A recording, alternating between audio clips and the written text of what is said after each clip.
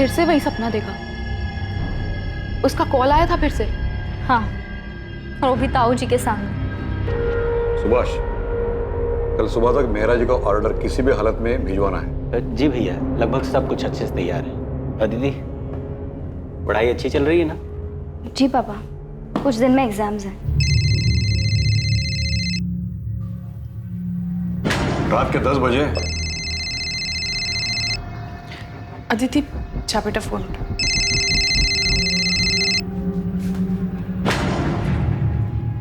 Hello hello. नहीं नहीं नहीं, कुछ नहीं चाहिए हमें। मैंने कितनी बार बोला है, और आप प्लीज इतनी रात को कॉल मत कीजिए।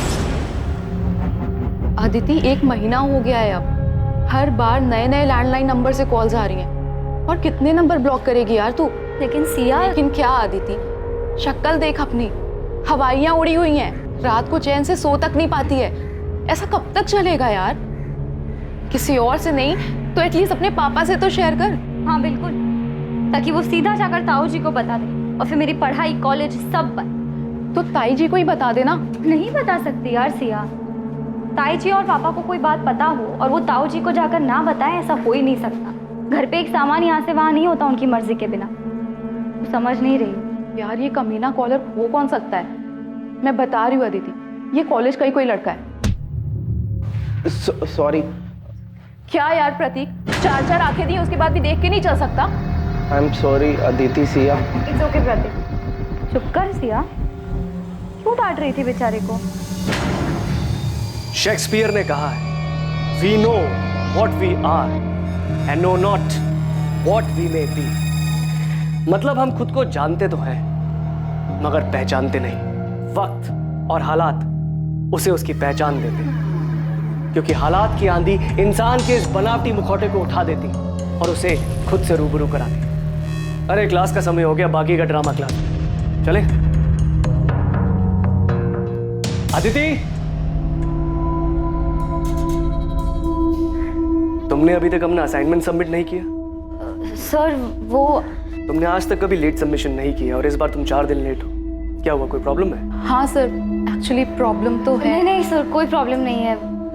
मैं 2 दिन में अपना असाइनमेंट सबमिट कर दूंगी। आर यू श्योर कोई प्रॉब्लम नहीं है? नहीं सर, कोई प्रॉब्लम नहीं है। Sorry for the delay. Okay.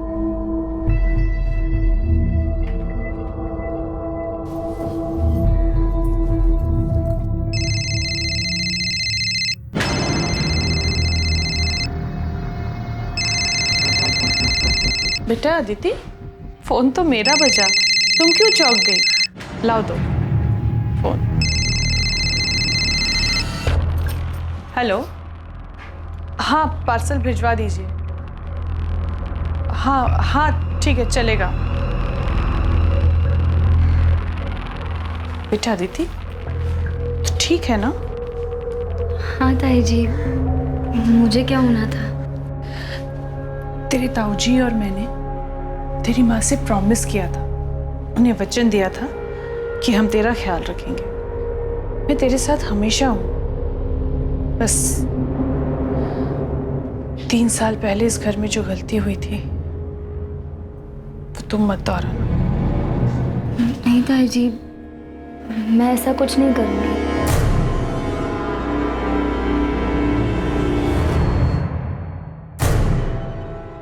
Thakur साहब मिले थे, वो अपने छोटे बेटे विकास के लिए लड़की ढूंढ रहे। आदिति के बारे में पूछ रहे थे, तो मैंने उन्हें आदिति की फोटो दिखाई जो उन्हें पसंद है। वो आदिति से मिलना चाहते हैं। पिछली बार जो कुछ भी हुआ उसके बाद ठाकुर साहब अभी भी अपने बेटे के लिए पिछली बार जो हुआ उसे भूल जाओ ज्योति, जो सामने उसे देखो। हो सकता है ठाकुर खानदान से हमारा रिश्ता होना लिखा है और रिश्ता खुद चलकर आ रहा है। विकास अच्छा लड़का है, मुंबई में रहता है, अगले हफ्ते कानपुर आ रहा है। मिल लेगा आदित्य से। पर मेरी पढ़ाई, कॉलेज का आखिरी साल है। तो फिक्र मत कर बेटा, तेरे एग्जाम्स के बाद ही तेरी शादी करेंगे। हाँ, एग्जाम के बाद ही शादी होगी, लेकिन सगाई इसी महीने होगी। ठाकुर साहब अब ज्यादा रुकना नहीं चाहते और मैं भी उनकी बात से सहमत हूँ।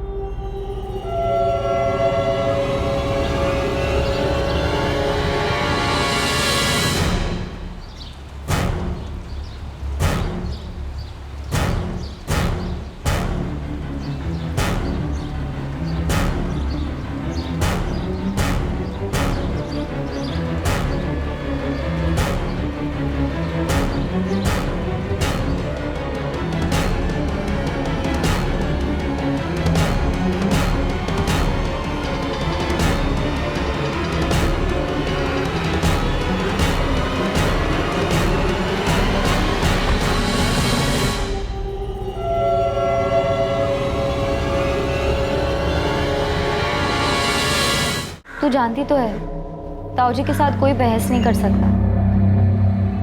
उन्होंने कहा है तो शादी होकर रहेगी। मैं तुम्हारी जगह होती तो भाग जाती। ये सब कहना आसान है, और वैसे भी किस्मत में जो लिखा है वो उससे कौन भाग सकता है। प्रतीक, यहाँ क्या कर रहे हो? सर वो नोटिस, ये नोटिस 1 महीना पुराना है, आप पढ़ रहे हो उसे? तो वो मैंने देखा नहीं था। चलता हूँ सर मैं।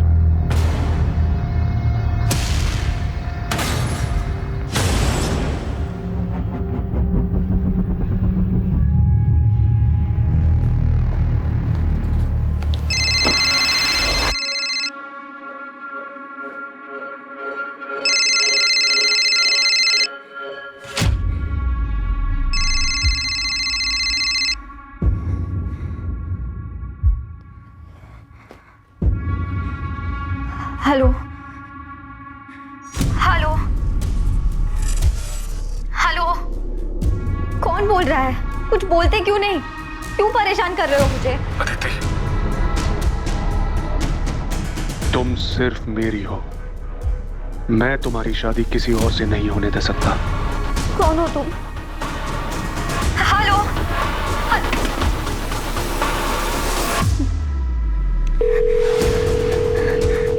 हेलो, हाँ अभी फिर से फोन आया था। इस बार धमकी दे रहा था कि किसी और से शादी नहीं करने देगा। अब बहुत हो गया, इस बार कुछ ना कुछ तो करना ही पड़ता है। मैं बाद में बात करती हूँ। बाय।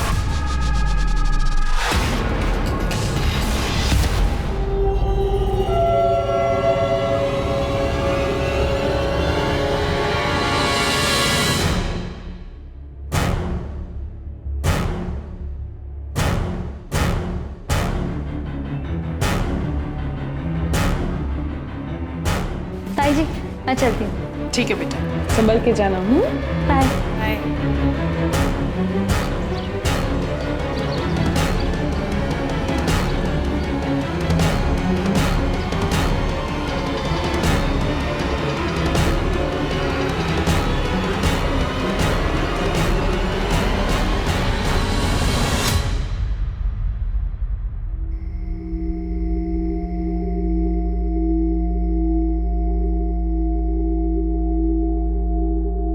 कॉलेज तो 5 बजे ही बंद हो गया था। पूरी कॉलोनी में देख के आ गया। पता नहीं ये अदिति कहाँ चली गई। भाभी, वो अदिति की सहेली है ना, सिया, उसका नंबर है क्या आपके पास? नहीं, मेरे पास तो नहीं है उसका नंबर। अरे वो कोई बच्ची नहीं है जो राह चलते खो जाए। शायद हमने उसे ज्यादा आजादी देकर कुछ गलती की है।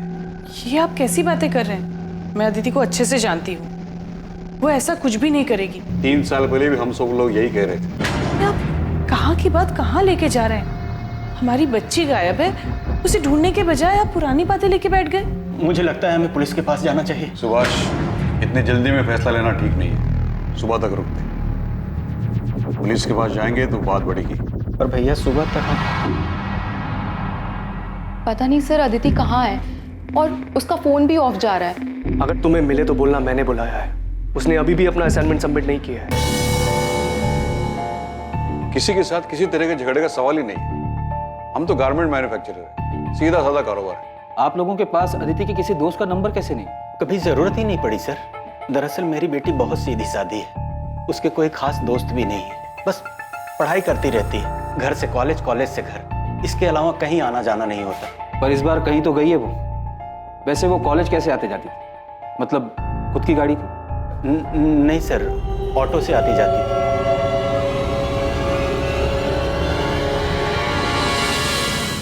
हम अदिति की फोटो आसपास के थानों में भेज रहे हैं, उसके कॉल रिकॉर्ड्स भी मंगवाए, जिससे पता चल जाएगा कि उसने लास्ट बात किससे की। कल 3 सितंबर को अदिति कॉलेज ही नहीं आई थी? जी नहीं, पिछले कुछ दिनों से ना वो थोड़ी सी परेशान लग रही थी। मैंने उससे पूछा भी था कि कोई दिक्कत है, उसने बताया ही नहीं। शायद उसकी दोस्त सिया को पता हो, शायद उसे कुछ बताया हो।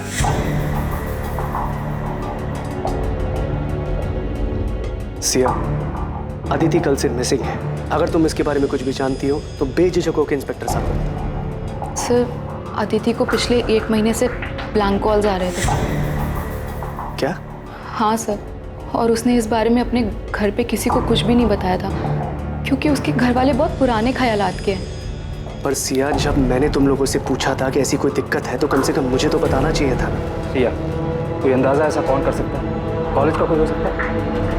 हाँ सर, मुझे भी ऐसा ही लगता है। इनफैक्ट मैंने अदिति को कई बार बोला था कि कोई कॉलेज का ही होगा। तुम उसकी दोस्त हो, हमेशा उसके साथ रहती हो। कुछ तो नोटिस किया होगा तुमने कि अदिति को कोई लड़का लाइक करता हो, उसके आसपास घूमता हो। नहीं सर, अदिति ज़्यादा लड़कों से बातचीत नहीं करती थी। इनफैक्ट वो किसी से भी ज़्यादा बातचीत नहीं करती थी। विनीत जी, मुझे क्लास के सारे स्टूडेंट से बात करनी होगी, शायद उन्होंने कुछ देखा हो, और क्लास के सारे स्टूडेंट की नेम लिस्ट चाहिए होगी। जी। सिया, अदिति कॉलेज कैसे आती जाती? ऑटो में? वैसे तो ज़्यादातर लोग ऑटो से ही आते जाते हैं, लेकिन मैंने अदिति को कई बार प्राइवेट टैक्सी करते हुए देखा है।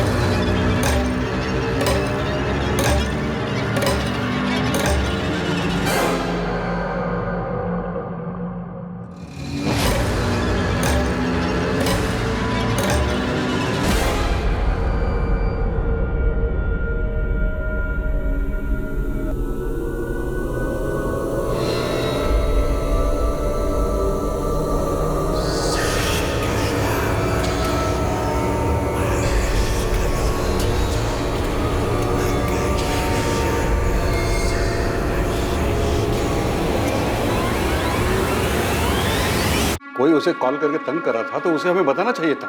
मेरी गलती है, मैं ही शायद उसका ठीक से ध्यान नहीं दे पाया। मैंने देखा था जब भी उसका फोन बजता था वो चौंक जाती थी। मुझे लगा शायद वो अपनी। आप कह रहे थे कि आप अदिति की कॉल रिकॉर्ड्स निकलवाने वाले हैं, उससे कुछ पता चला? कॉल रिकॉर्ड कल तक आएंगे जगमोहन जी। तब तक हम आपके घर के आसपास चलने वाले ऑटो और टैक्सी वालों से बात कर रहे हैं, लेकिन अभी तक अदिति को किसी ने पहचाना नहीं। वैसे अदिति की फ्रेंड सिया का कहना है कि वो अक्सर प्राइवेट टैक्सी से आती है।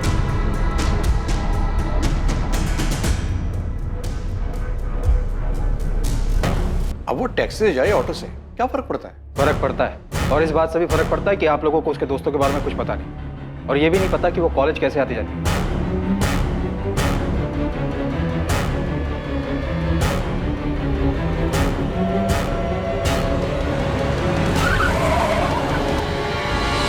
हमारी गलती है, पर वो ब्लैंक कॉलर वाली बात से मुझे बहुत डर लग रहा है। आप प्लीज मेरी बेटी को ढूंढ दीजिए। सर, अदिति राउत के कॉल रिकॉर्ड्स आ गए सर। और सर, अदिति के फोन पे आखिरी कॉल जिस नंबर से आया था वो फिलहाल स्विच ऑफ है, किसी शाहिद बेग का है, और दोनों में काफी बातचीत होती थी सर। शाहिद बेग? लेकिन इस नाम का तो कोई स्टूडेंट अदिति की क्लास में नहीं है। और ये पिंक नंबर किसके? सर, ये 6-7 पीसीओ के नंबर है। इनसे अदिति को लगभग 20-30 सेकंड के कॉल्स आए हैं। पक्का इन्हीं पीसीओ से अदिति को ब्लैंक कॉल किया गया होगा, और शायद इन कॉल्स के डर से ही अदिति ने टैक्सी में आना जाना शुरू किया होगा सर। मुझे इन सारे पीसीओ के एड्रेस चाहिए, जल्द से जल्द।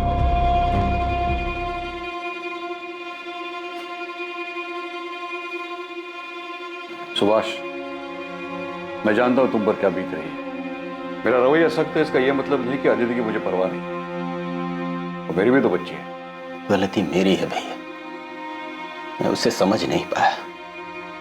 उसकी माँ की मौत के बाद मुझे उसका ज्यादा ख्याल रखना चाहिए, उसे बोलने तक का मौका नहीं दे।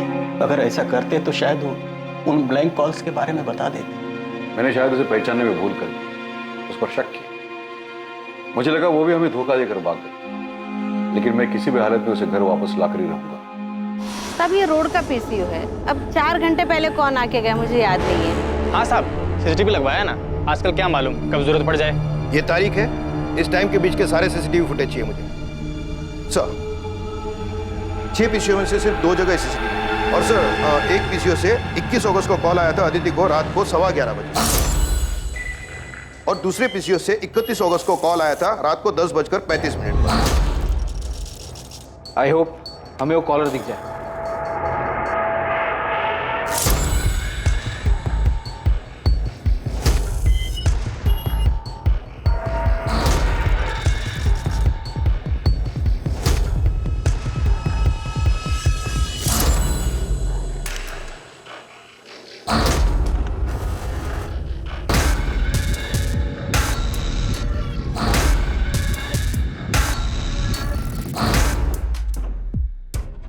पूरे फुटेज में शक्ल तो नजर ही नहीं आ रही, सिर्फ पीठ नजर आ रहा है। काफी शातिर मालूम पड़ता है।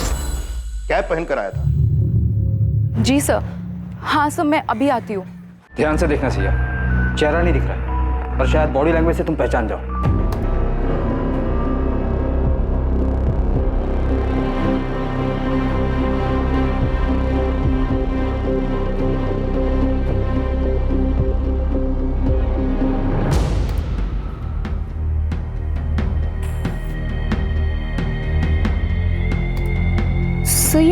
आदमी बार बार अपनी रिस्ट वॉच एडजस्ट कर रहा है। सर ये आदत तो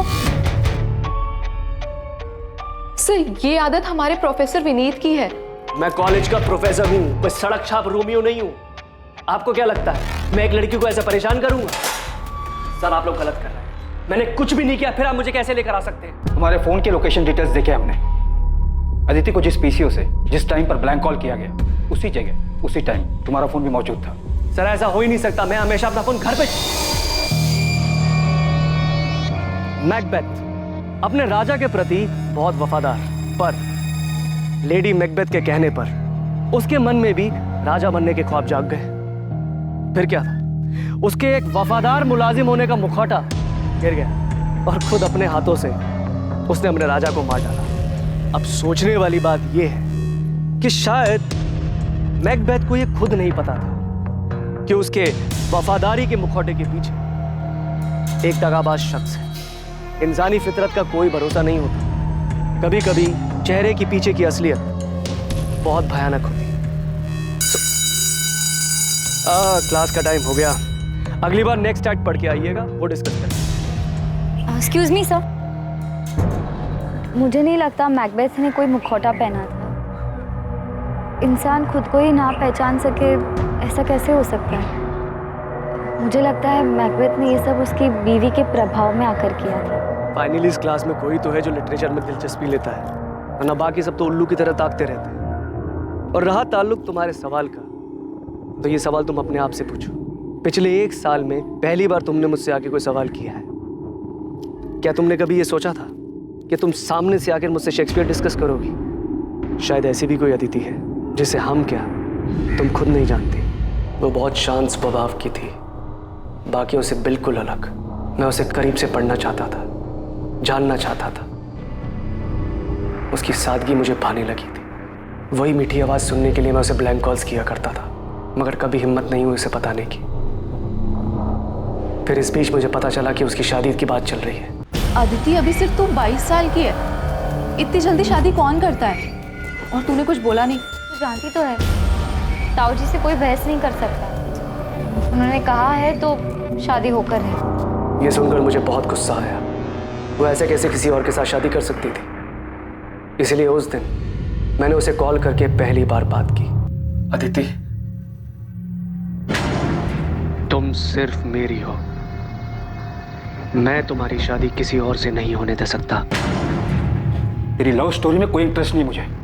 ये बता अदिति कहाँ है? क्या किया तूने उसके साथ? सर मैंने उसके साथ में कुछ नहीं किया है। चुपचाप सच बता दे। अब लेक्चर खत्म, प्रैक्टिकल शुरू होगा जिसमें सिर्फ सच बाहर आएगा। शंभू। जी सर। शुरू हो जा। किसी पे भरोसा ही नहीं कर सकते यार। I mean, प्रोफेसर विनीत जैसे पढ़े लिखे लोग ऐसी हरकत कर सकते हैं? हाँ, कौन असल में क्या है ये तो कोई नहीं बता सकता। बेचारी अदिति, एक तो पहले ही उसके घर में इतनी ज्यादा प्रॉब्लम थी और अब ये ब्लैंक कॉल्स का चक्कर आके उसके सर पड़ गया। तुझे अंदाजा भी नहीं होगा यार कि उसके घर वाले हर बात को लेके कितनी रोक टोक करते थे। मैंने क्या किया पापा? जीन्स पहनने में क्या गलत है? बाकी लड़कियां भी तो पहनती हैं। दुनिया अगर गलत करे तो इसका मतलब ये नहीं है कि उनकी देखा देखी हम भी गलत करें। तो जानती है ना ताऊ जी को, उन्हें ये सब पसंद नहीं है। और आपको पापा? मैं जानती हूँ पापा, नाम सिर्फ ताऊ जी का आता है पर आपकी सोच भी उनसे कुछ अलग नहीं है। ऐसी बात नहीं है बेटा, हम जिस समाज में रहते। पापा आप भी उन्हीं की तरह हैं, समाज की तरह, जो हर वक्त बस लड़कियों पर पाबंदियां लगाने के लिए और उन्हें हर बात के लिए जिम्मेदार ठहराने के लिए खड़े होते हैं। काश आज माँ जिंदा होती, वो ऐसा कभी नहीं होने देती। अदिति। सर अदिति को मैंने किडनैप नहीं किया है। या मुझे कहाँ लेके जा रहे हैं? मैं कोई क्रिमिनल नहीं हूँ। कोर्ट में पेशी है तेरी, हमने अर्जी दाखिल की तुझे रिमांड पर लेने के लिए। अब देखते हैं तू सच कैसे नहीं बोलता। 10 दिन हमारे साथ जेल में रहेगा ना तो सब उगल देगा। सर एक बात बहुत अजीब है, अदिति रोज एक प्राइवेट टैक्सी में आया जाया करती थी, और यही नहीं, रोज वो टैक्सी एक ही होती थी।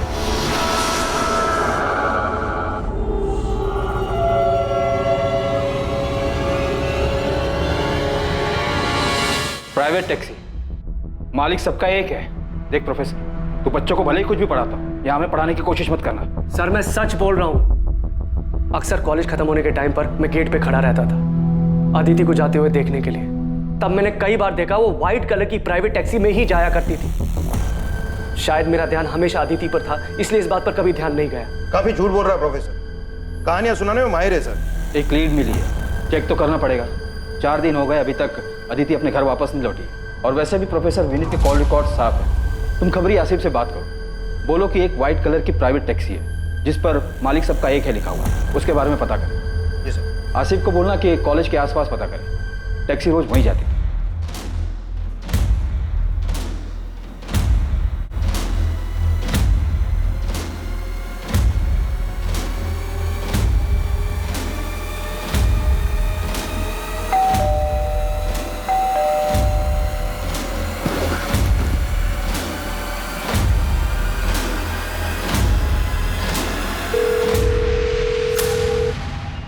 हेलो, आप कहाँ हैं? तुरंत घर आ जाइए। अरे लेकिन हुआ क्या है? जिसका डर था वही हुआ। आप सवाल मत पूछिए, बस जल्दी घर आ जाइए। देखो मैं रास्ते में हूँ, गाड़ी में। तुम साफ साफ बोलो क्या हुआ है।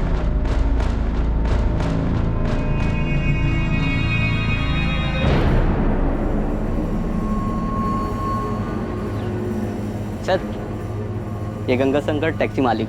और ये टैक्सी मेरी है, लेकिन मैं इसे किराए पर देता हूँ। इसका ड्राइवर शाहिद बेग। शाहिद बेग? कहाँ मिलेगा ये शाहिद बेग? अब ये तो पता नहीं, 3 सितंबर को आया था यहाँ, टैक्सी की चाबी वापस कर रहे हैं हमेशा के लिए। सेठ जी आपकी चाबी। ऐसे अचानक क्या हुआ? कोई दिक्कत है? नहीं सेठ जी, मैं सब कुछ और करना चाहता हूँ, यहाँ से दूर। दूर मतलब अपने गांव जा रहे हो? नहीं, मुंबई। ये बोलकर वो चला गया और उसके बाद मेरी उससे कोई बातचीत नहीं हुई सर। शाहिद का कोई एड्रेस है आपके पास? शायद वहाँ से कुछ पता चले। हाँ, शायद जिस बस्ती में रहता है वहाँ का एड्रेस है मेरे पास। सर अदिति के फोन पे आखिरी कॉल किसी शाहिद बेग का ही था। ये वही होगा, नंबर क्रॉस चेक करो।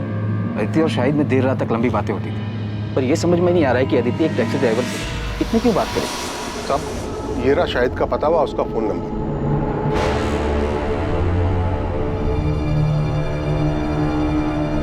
ये वही शाहिद बेग है। सर ये बालक यहीं शाहिद रहता था। 2 साल पहले उसने ये घर मुझसे किराए पे लिया था। आइए सर।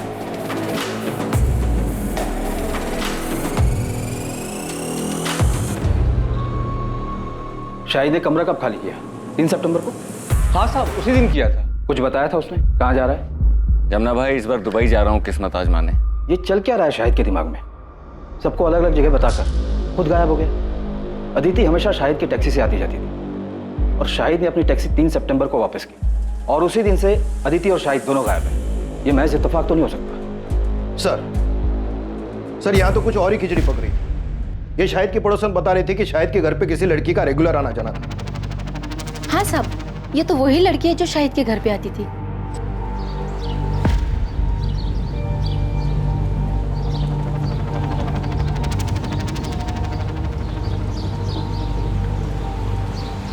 सब ये लड़की का और शाहिद का चक्कर चल रहा था। पर सब एक बात बोलो, ये दोनों साथ में बहुत खुश दिखते थे और ये लड़की तो शाहिद को बहुत प्यार करती थी। सब खुशी खुशी उसके घर का सारा काम कर लिया करती थी।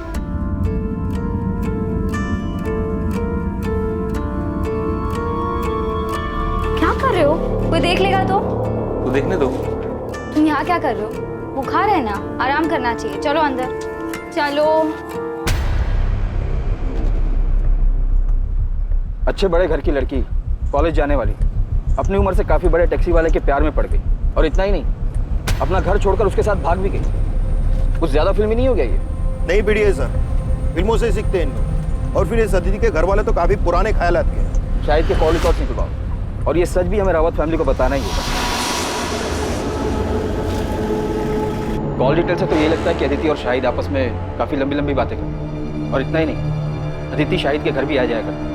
वहाँ के आस पड़ोस के लोगों ने अदिति को कई बार देखा, इसलिए हमें यकीन है कि अदिति और शाहिद एक दूसरे से प्यार करते थे और इसलिए भागते।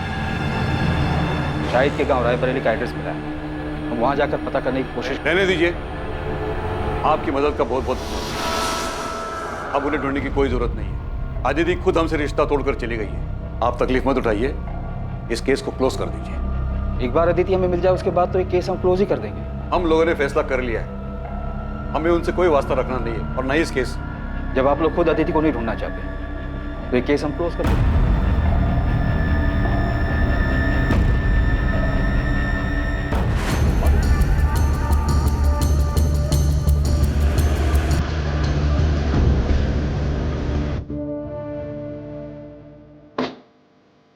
सर इस तरफ आइए, दिखाता हूं आप।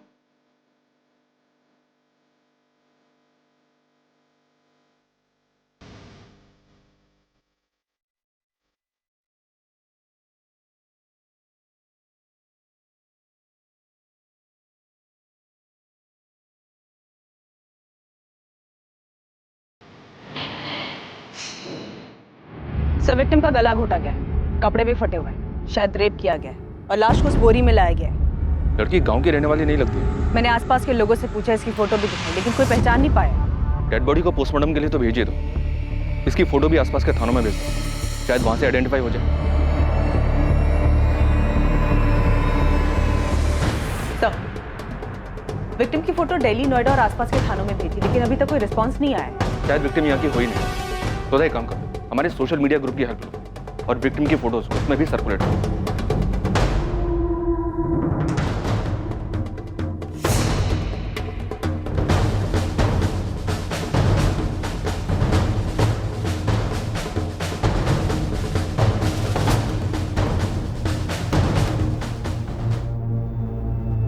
सोनाली, अरे कहाँ हो भाई? लेट हो रहा है यार, मुझे जल्दी लाओ। हाँ बस 5 मिनट, आपका टिफिन रेडी है।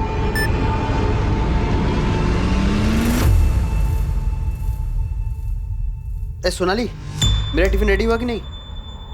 क्या हुआ?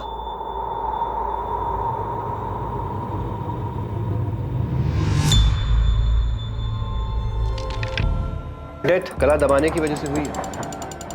रेप? विक्टिम सेक्सुअली एक्टिव थी।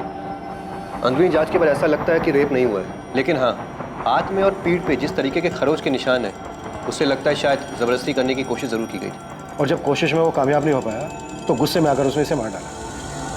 डॉक्टर, इसका मर्डर कब हुआ होगा? लगभग 24-25 घंटे पहले। 24-25 घंटे पहले, मतलब 11 सितंबर की रात को।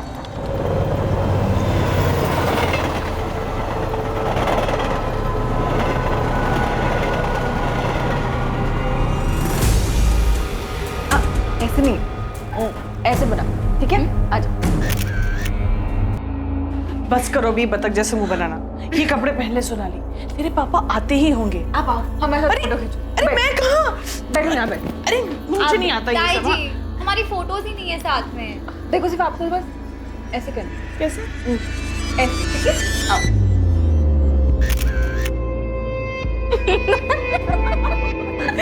बहुत शैतान हो गया तुम। अगली बार ना अब ताई जी के लिए भी ऐसी ड्रेस लेके आना। चुप बेशरम। आओ, एक और फोटो।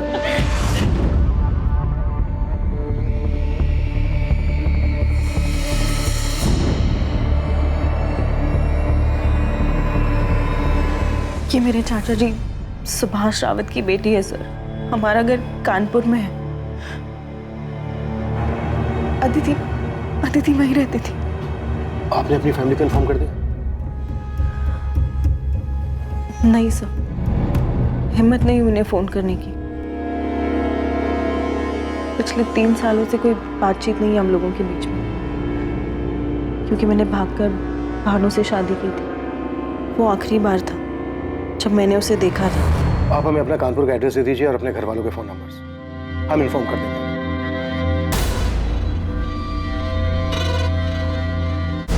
सुभाष, ये जमीन बहुत अच्छी जगह पर है, जहां हम बड़ा कारखाना बनवा सकते हैं, जहां कपड़े स्टोर करे जाएंगे, और ये हमारी फैक्ट्री से ज्यादा दूर भी नहीं है। सुभाष, थोड़ा ध्यान कहाँ है? भैया वो नहीं, वो बस दिल पर अच्छे बुरे का बोझ मत रखो। हमने कुछ गलत नहीं किया है। जो भी कुछ हुआ है उसके लिए आदित्य खुद जिम्मेदार है। इसके बारे में बात करना भी फिजूल है। जो हुआ उसे भूल जाओ। सोनाली ने जो नंबर दिया था उस नंबर पर रिंग तो जा रही है, पर कोई फोन उठा नहीं रहा है। असल मैंने कानपुर पुलिस स्टेशन के पीएसआई अजय माथुर जी से बात की। आदित्य की मिसिंग कंप्लेंट वही हैंडल कर रहे थे। 4 सितंबर को मिसिंग कंप्लेंट फाइल की गई थी। हाँ, अदिति रावत उसके मिसिंग कंप्लेंट की इन्वेस्टिगेशन मैंने ही की थी, अभी कुछ दिन पहले की बात है। हाँ, एक टैक्सी ड्राइवर था शाहिद बेग नाम का, अफेयर था दोनों का, उसी के साथ चली गई। हम उन दोनों को ढूंढने में आगे बढ़ ही रहे थे कि अदिति की फैमिली ने केस क्लोज करने के लिए बोल दिया। सुधा, तुम तुरंत कानपुर के लिए निकलो और अदिति की फैमिली से मिलो। तब तक हम यहाँ सोनाली से बात करके देखते हैं, शायद उसे शाहिद के बारे में कुछ पता हो। Okay sir. सर, ये अदिति और शाहिद की जोड़ी थोड़ी अजीब नहीं है? अदिति एक अमीर लड़की है, शाहिद एक टैक्सी ड्राइवर। सोचने वाली बात यह है कि इन दोनों का मेल हुआ कैसे?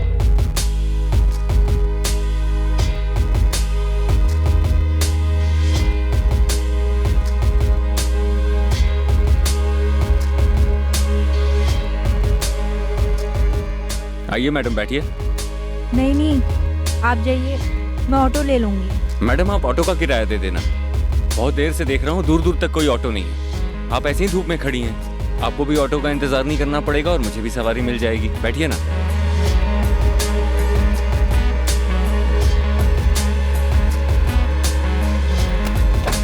ये उनकी पहली मुलाकात थी। मतलब तुम अदिति के रेगुलर टच में? हाँ सर, अभी इसी साल हमारी बातचीत शुरू हुई थी। घर से भागने के बाद बड़ी हिम्मत करके मैंने उसे फ़ोन किया था। उसने घर पे किसी से नहीं बताया था कि हम लोगों के बीच में बात होती, क्योंकि मेरे पापा यानी अदिति के ताऊजी बहुत ज़्यादा स्ट्रिक्ट हैं सर, और कोई उनकी मर्जी के खिलाफ जाए ये उनको बिल्कुल पसंद नहीं था। सोनाली, तुमने लव मैरिज की थी, कोई गुनाह नहीं किया था। लेकिन सर, मेरी पापा की नज़रों में ये किसी गुनाह से कम नहीं है। अदिति एक पढ़े लिखे रईस परिवार से थी। ये समझ में नहीं आ रहा है कि वो एक टैक्सी वाले के प्यार में कैसे आ गई। सर, ये बात मुझे भी बहुत अजीब लगी थी। मैंने पूछा भी था उससे। सर, दीदी, शाहिद भी अक्सर यही कहता है कि रूप की रानी सड़कों के राजा की लव स्टोरी है हमारी। मुझे यकीन है कि हमारा मिलना लिखा था।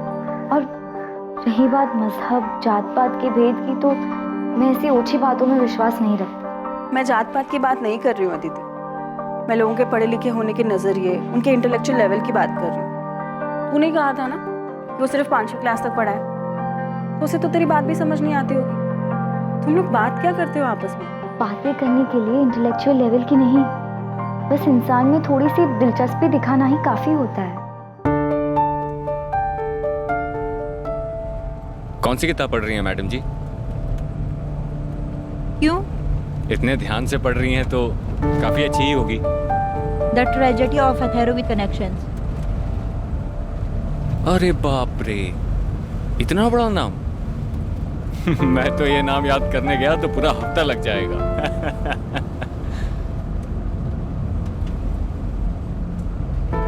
मुझे भी किताबें पढ़ने का शौक था बचपन में, लेकिन वो अरमान कभी हकीकत नहीं बन पाया। क्यों? अब्बा का इंतकाल हो गया था बचपन में। इससे पहले कि कुछ समझ पाता, कंधे से स्कूल बस्ता हटाकर सर पे बोझ डाल दिया गया। घर चलाने के लिए अम्मी की मदद करनी थी, तो तब से लेकर अभी तक वही करता चला आ रहा हूँ। मतलब उसने तुझे अपनी दुख भरी कहानी सुनाई और तेरा दिल पिघल गया?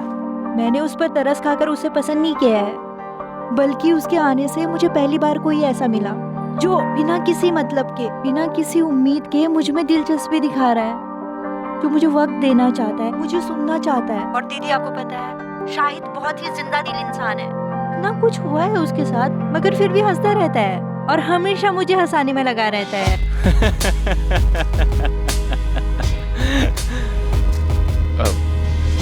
सॉरी मैडम, वो एक बात याद आ गई।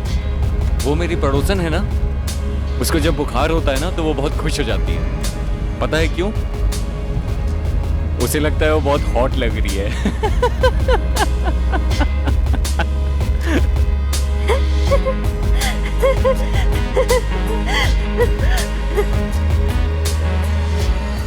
टैक्सी में आते जाते दोनों के बीच प्यार हो गया और बात यहाँ तक आगे बढ़ गई कि दोनों ने भागकर शादी कर ली। सर, यही बात मुझे भी परेशान कर रही थी। और मुझे नहीं लगा था वो घर से भागकर शाहिद से शादी कर लेगी। क्यों? ऐसा क्या हुआ?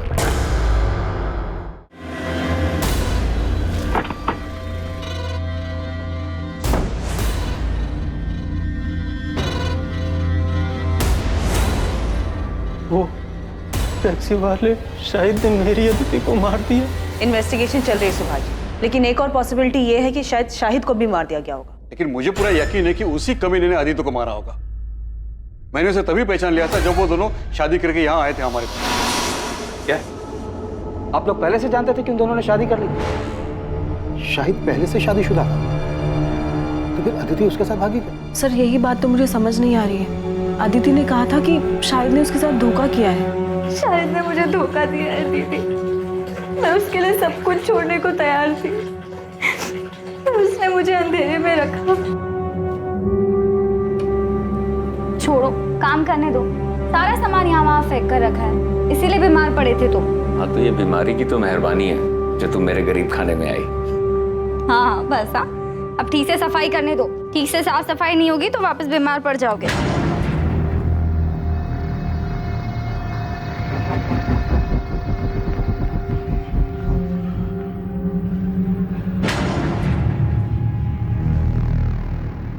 अतिथि, मेरी बात सुनो।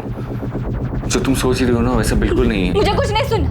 मैंने पहली बार किसी पर भरोसा किया, दिल से सच्चा प्यार किया, और तुमने बदले में मुझे क्या दिया? तुमने मेरा भरोसा तोड़ दिया। अदिति सुनो, मेरी बात सुनो। अदिति, अदिति। पिछले 1 महीने से मेरी अदिति से बात नहीं हो पाई थी सर, इसीलिए इस सब के बाद उन दोनों के बीच क्या हुआ मुझे नहीं पता सर। पर अदिति की बातों से ये जरूर लगता था कि वो शाहिद से बहुत ज्यादा प्यार करती है। कौन सा प्यार? साफ साफ दिख रहा है कि उसने अपनी चिकनी चुपड़ी बातों में अदिति को फंसाया और भगाकर शादी करके ले आया हमारे पास। उसने सोचा कि शादी करेंगे तो हम कुछ बोलेंगे नहीं और वो घर जमाई बन के बैठेगा। कब आए थे यहाँ मिलने के लिए? गायब होने के 5 दिन पहले। मतलब 8 सितंबर को? जी, अदिति आशीर्वाद लेने आई थी शाहिद के साथ। मेरी तो कुछ समझ में नहीं आया, इसलिए मैंने तुरंत इन्हें फोन किया। देखो मैं रास्ते में हूँ, गाड़ी में। तुम साफ साफ बोलो क्या हुआ है? अदिति आई है शादी करके। मुझे तो कुछ समझ ही नहीं आ रहा था कि मैं क्या करूं। अदिति, ये सब क्या नाटक है? क्या चल रहा है? ये कौन है लड़का? जी, मैं शाहिद बेग, टैक्सी चलाता हूँ। हम दोनों एक दूसरे से बहुत प्यार करते हैं और नई जिंदगी शुरू करने से पहले आप लोगों का आशीर्वाद चाहते हैं। मैं आपसे वादा करता हूँ कि मैं आपकी बेटी को बहुत खुश रखूंगा। पापा प्लीज एक बार मेरा साथ दे दीजिए पापा। सच में शाहिद से बहुत प्यार करती हूँ। इतना बड़ा कदम उठाने से पहले कम से कम एक बार तो बता देती। तेरे ताऊ जी को पता चला ना तो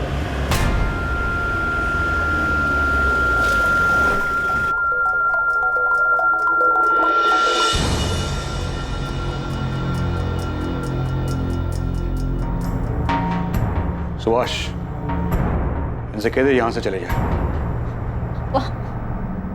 मैं कहता हूं चले जाओ यहां से। हम समझ लेंगे कि तू भी सोनाली की तरह मर गई है हमारे लिए।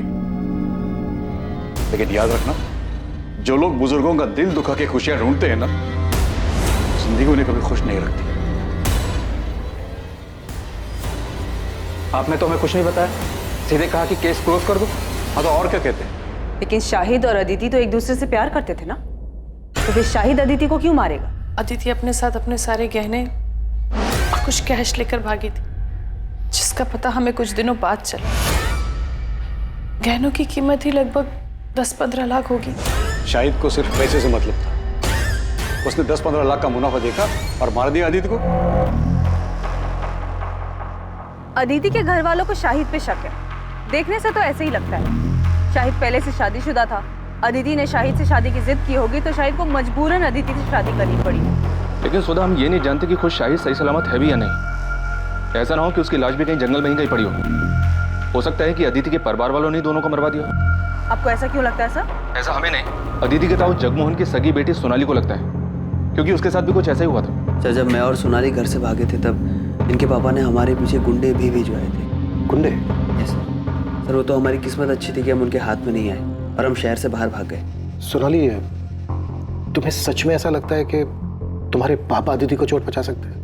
यकीन से तो नहीं कह सकती हूँ, लेकिन कल को अगर ऐसी कोई बात सामने आती है तो मुझे हैरानी नहीं होगी सर। और इतना बता सकती हूँ सर कि खानदान की इज्जत और खानदान के बच्चों के बीच अगर किसी दिन किसी मोड़ पे मेरे पापा को किसी एक चीज़ को चुनना होगा तो वो आंख बंद करके खानदान की इज्जत को ही चुनेंगे सर।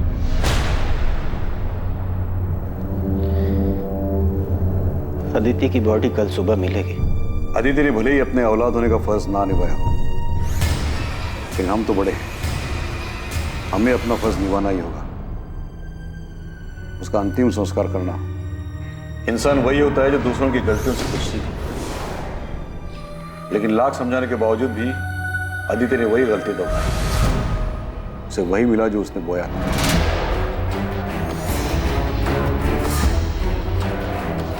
अब आप उसे क्यों कोस रहे हैं? वो तो जिंदा भी नहीं है। जिंदा नहीं है क्योंकि उसने परिवार और इज्जत को छोड़कर एक मक्कार का हाथ थामा था। शरीर की गलती थी, उसको सजा मिल गई, लेकिन आत्मा को मुक्ति मिलना बहुत जरूरी है। इसलिए उसका दाह संस्कार करके हमें अपना फर्ज निभाना है।